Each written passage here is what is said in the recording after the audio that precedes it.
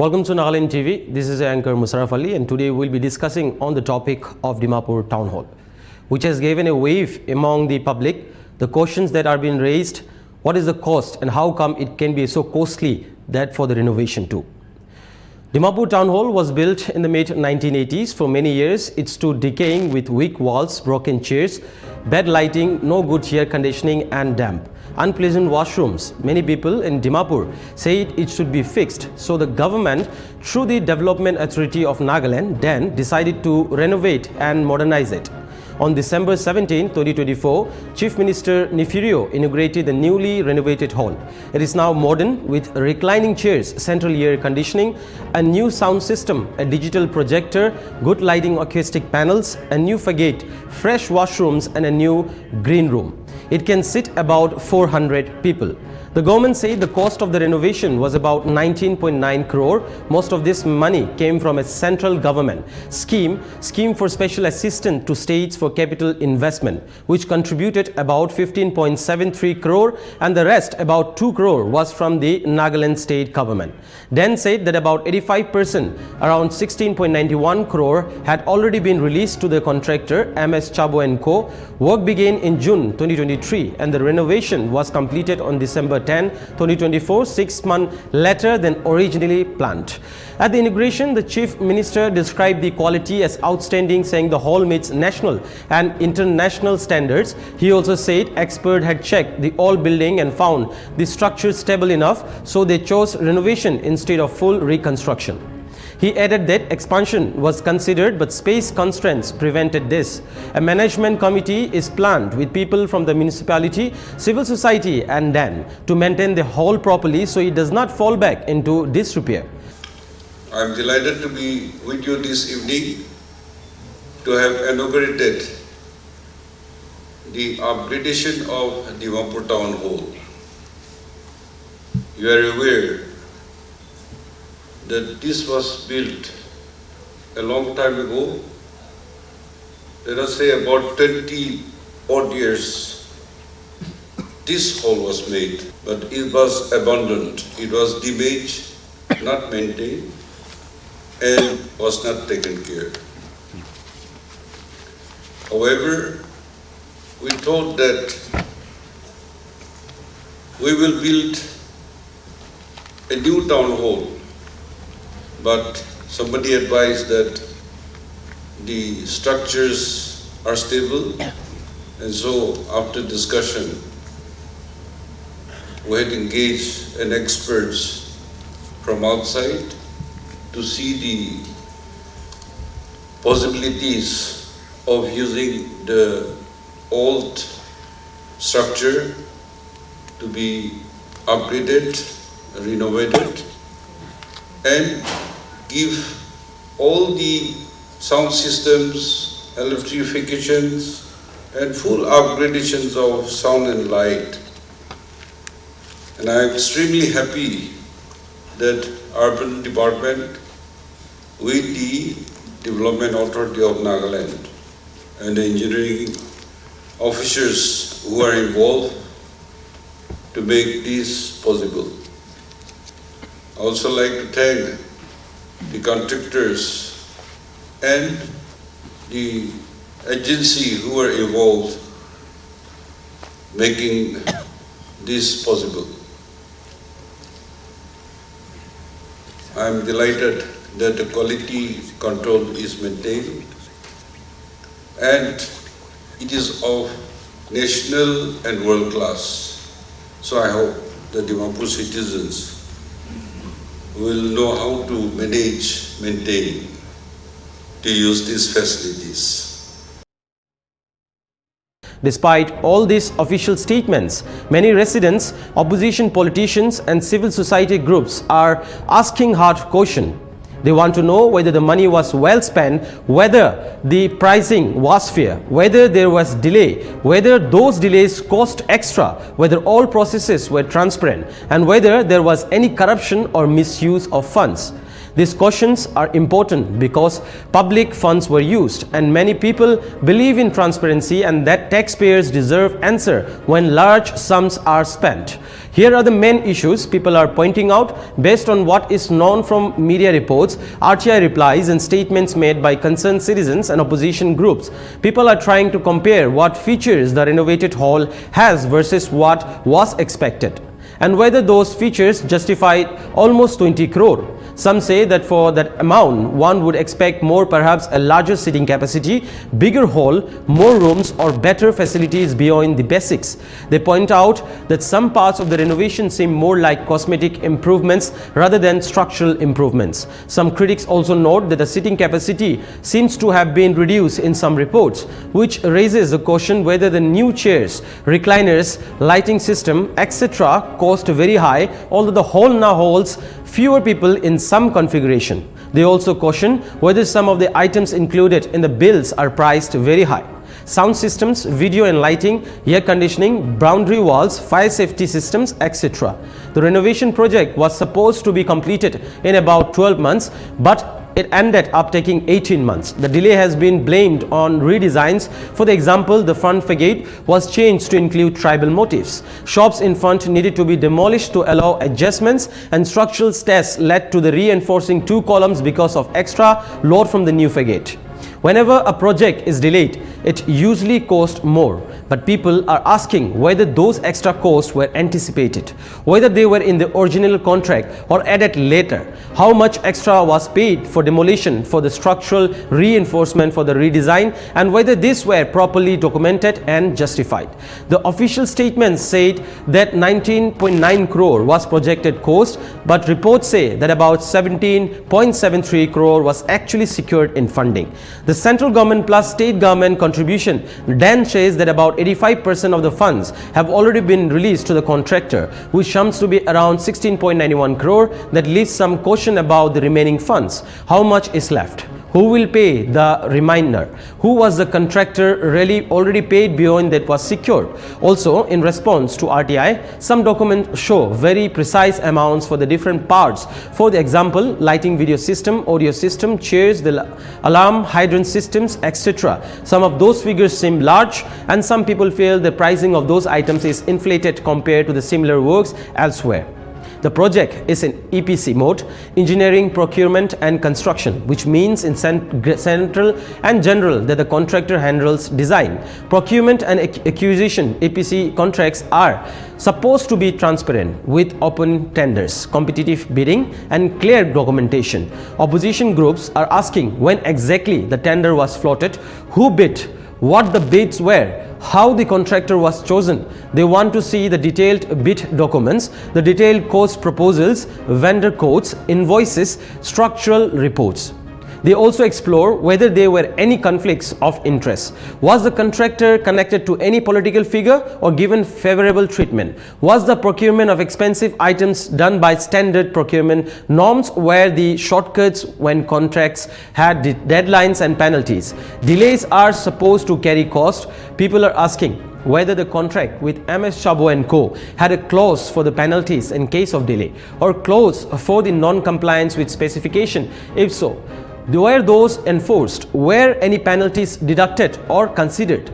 If the work delayed by 6 months, did the delay cost extra money? And if so, how much? Because of this concern, the Dimapur District Congress Committee, DDCC, and other groups have demanded a forensic audit of the project. A forensic audit is a deeper than a regular audit. It is meant to be detect fraud, misstatements, misuse of funds, overcharging and non-compliance. They have filed RTI application to get data, cost breakdown, structural reports, vendor invoices, third-party validation. They've also asked for a special committee to examine the entire process. So far, according to reports, many of these documents are missing.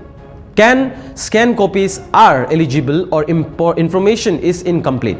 The government and DAN have offered explanations in response to some of those questions. They say that the building needed these improvements: new AC, better lighting and sound, improved safety. They say that design changes, facade, boundary wall were desired by the design makers, including the top officials or experts. Also, they say the structural tests reveal the need to reinforce certain parts because a new frigate added to load. So, structural compatibility and safety required enforcing columns. They argue these are the legitimate engineering needs, not unnecessary extras. They also point out that reconstruction, complete demolition and building was considered, but experts decided it was more cost effective and wise to renovate because the foundation and structures were still stable. They say that expanding the hall was not possible due to space constraints. On the quality front, they maintain that work meets national and international standards. They propose formation of a management committee including civil society, municipal administration, etc. to ensure upkeep so the money invested does not go to waste in future. Despite official statements and media reports, several information and important aspects are still uncertain. These gaps are what fuel suspicion among citizens and opposition leaders. The full line-by-line cost breakdown is not fully published. Media reports and some RTI replies give partial figures for items like sound systems, AC, lighting, chairs, etc. But not all vendors' invoices, codes or material specifications are publicly visible. Without those, one cannot assess whether the prices are fair, inflated or reasonable. The contract document itself is not widely available. It is not clear whether the contract had firm penalty clauses, how changes mid-work were formally agreed, how cost overruns are handled under the contract, and who approved changes and extra payments. While fund release percentages are known, for the example that 85% of some portion has been released, what physical progress corresponds to that release is contested. Opposition groups claim that the hall renovation does not show invisible or checkable parts, the kind of value that one would expect for that level of money spent. For example, in some parts of the media, people say that the booking, rental or the hall is not yet open, or that some facilities promised are not yet fully functional. There is confusion about some numbers. In one RTI reply, DDCC observed that a second stage payment was listed as rupees 19 crore 90 lakh 99,999, which directly questions of whether overpaying or mislabeling has occurred. Also, figures for individual components, acoustic work, audio video systems, etc. are sometimes very specific with decimals, suggesting precise accounting, but the basis for the numbers has not been made public.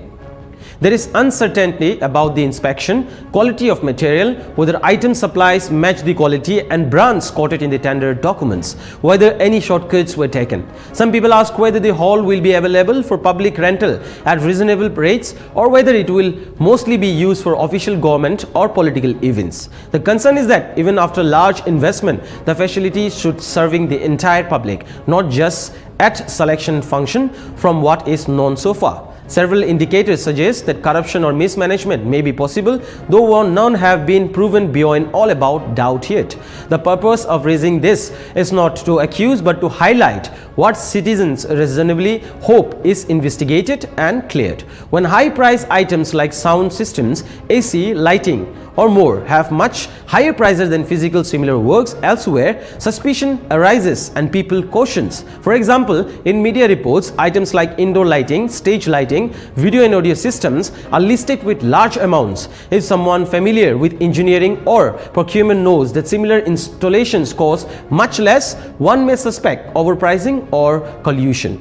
Another indicator is changes in scope without clear documentation. For instance, redesigning frigates, demolishing shops, reinforcing columns, etc. were not known at the start. If these were not part of the original contract or properly budgeted in revisions, they may have allowed cost escalation, which could be misused, delays in another red flag. 6 months delay, especially if penalties are not applied or accounted for, often leads to the additional costs. If contractor is paid for the delay or change orders without clear price adjustment, that may allow extra profit. Less openness and missing documents are strong indicators. RTI replies that are ineligible, missing invoices, missing codes, missing structural reports mean that public cannot check whether every rupee was properly spent. Constructual ambiguities in EPC mode can allow margins for the overcharging if monitoring is weak. Also, in many places, procurement regulation allow preferred vendors or single source supply for the high-end items, sound, AC, lighting, which may carry higher cost. If that was the case, one wants to know whether it was justified. Another indicator is political influence. When design changes or features Fagate modif are included after political direction, example by a high official, there is risk of those additions being used to justify the cost escalation that may over certain contractors or suppliers. Public ease of access and the accountability. If people say public money, they have right to know rates, documents, audits, quality. If those are denied or delayed, public suspicion increases and people start questioning. People spend their taxes and many feel they deserve facilities but also fairness. If funds are misused or inflated, then many potential better use of public money are lost. Roads, water supply, schools and health. If one project eats up large money through efficiencies or the corruption, that harms many in less fortunate areas. Also, perception of mismanagement reduces trust in government. If people believe the government spends excessively or secretly, that reduces civic engagement, increases the cynicism and may reduce efforts to improve infrastructure. Though not many exactly parallel examples are easy to find, people often compare this renovation cost with cost of similar halls or auditoriums in other parts of the Northeast or India. Some of those comparators and projects appear to achieve similar features for lower cost. It is not always applies to apples because site conditions, material cost, labor cost, accessibility, terrain, etc. differ, but comparison serve to flag whether Dimapur town hall's renovation is unusually expensive. For example, a hall with good seating sound system and lighting in another state may have cost much less. If for similar materials and similar features, the difference should be explained. Also, cost of materials, chairs, AC, sound is known in market. If government documents show much higher markups, those should be explained. To address all doubts, some steps seem sensible and fair. One is to publish the full contract and all associated documents, tender document, bids, vendor codes, change orders, invoices, structural test reports, payment schedules, record of materials and brands used. If these are made public, many doubts may be clarified and potential misuse may be exposed or avoided. Another is conduct an independent forensic audit. This should be done by the institution or firm outside the government control. It should be examined all financial transactions, whether any funds are missing, whether billing matches actual work done, whether contract terms were followed, whether delays were justified and priced properly. If wrongdoing is found, responsibility should be fixed. Local people, groups, civil society, media should be involved in monitoring of public works. Their inputs, photographs, reports, comparisons to the market rates and etc. can act as checks and ensure that contractual penalties are applied. If a contractor misses deadlines or specification, penalties should be deducted or the remedial action taken that discourages lax performances or inflated pricing. Once a project is finished, there should be public audit reports, performance reports showing cost versus benefit. How much people use is there? How often hall is booked? At what cost? Quality of maintenance. Finally, the government should answer public question openly. If criticisms are made in RTI, opposition or civil society, official replies should be clear, timely with documents. Renovating Dimapur town was probably a good idea. The hall was old and poor condition. People needed better places to hold meetings, cultural events, programs, weddings, government meetings, gatherings, new facilities like good sound, lighting and green room, proper washroom, air conditioning and all make public life better. The hall can bring people together, host events, increase prestige and help civic life. However, spending nearly 20 crore is questionable.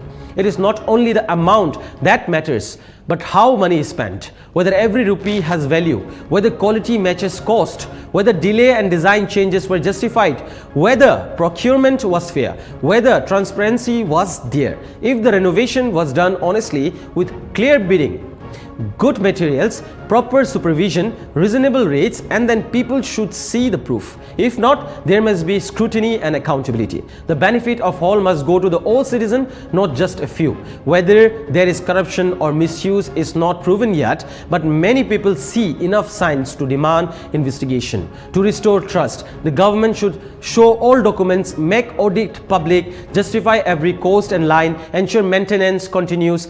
Dimapur deserves good infrastructure. It also deserves honest governance. Good public works are not just about building nice buildings, but doing so fairly, efficiently, transparently, and in a way that truly serves the people.